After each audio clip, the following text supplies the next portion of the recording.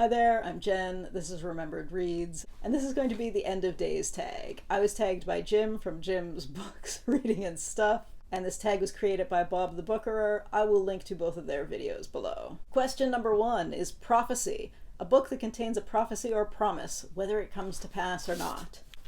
And because I feel like going for the most obvious thing possible, I'm going to hold up the Oedipus Cycle.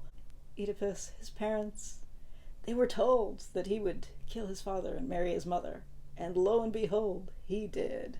The Canadian Opera Company's production of Oedipus, Stravinsky's opera, which they've done twice when Richard Bradshaw was alive and was the general director, so this is 20 years ago, the first one and then another one. And it was Michael Shada, and he sang Oedipus and did this gesture all the time. That is what I think of when I think of Oedipus. It was a terrible production. It was one of those trying to be artsy, naked people rolling down.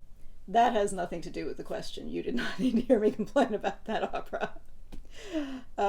What's the next question? Apocalypse, a book that talks about the end of the world. Oh, what was it called? Waubgeshig Rice's Moon of the Crusted Snow is about an apocalypse, but you don't know what apocalypse has actually happened because the people are in like a small middle of nowhere reserve in northern Ontario. Or maybe it's northern Manitoba, I don't remember anymore. It's in Canada. It's somewhere up north.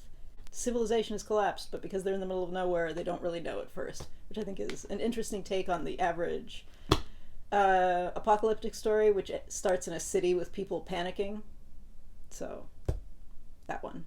Next question is winter, a book that talks about the end of the year and or cold or icy conditions. And the first thing that I was thinking of is not this book, it's the first book in the series, The Blood Print. I don't have, because I took that out of the library, so I'm just going to hold up book 2 because the covers are almost the same, so maybe you won't notice except that I'm talking about it. And this is a fantasy series that's set in a kind of pseudo-Central Asian setting, although I later saw the author say that it's actually supposed to be a futuristic setting, which I love less. But anyway, and in any case, there's a scene in a mountain pass where the people in this village are hidden in the snow, and there's an invading army coming in. Way the snow camouflage is described is just perfect. I love the snow imagery in that. Like, I'm conflicted about that series as a whole, but that battle and snow scene was fantastic. The next question is Nighttime, a book that focuses on the night or has interesting scenes set in the dark. I felt like I should pick a good zombie novel, but all of the zombie novels I was thinking about, Rajan Khanna's Raining Fire, etc. series, which is kind of ridiculous and has almost steampunk elements to it, even though it's futuristic. But when I think of that, the scenes I think of are all daytime scenes. Similarly, Colson Whitehead's Zone 1, which is also a zombie novel, most of the scenes I think about are daytime scenes, so that doesn't work. But to play the game, I'll hold up Shani Mutu's Serious Blooms at Night, just because night is in the title. Next question is Later Life, a book that talks about aging or prominently features older characters.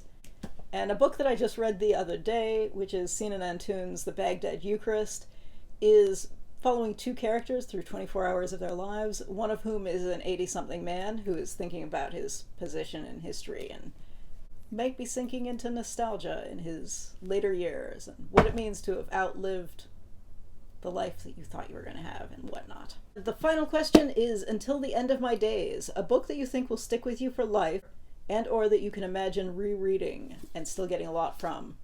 I have mentioned this before, I've been reading All Quiet on the Western Front at least once a year since 1991, so I guess I'm continuing to read this for the rest of my life, probably. I assume everybody's heard of this is kind of the First World War novel in a lot of ways.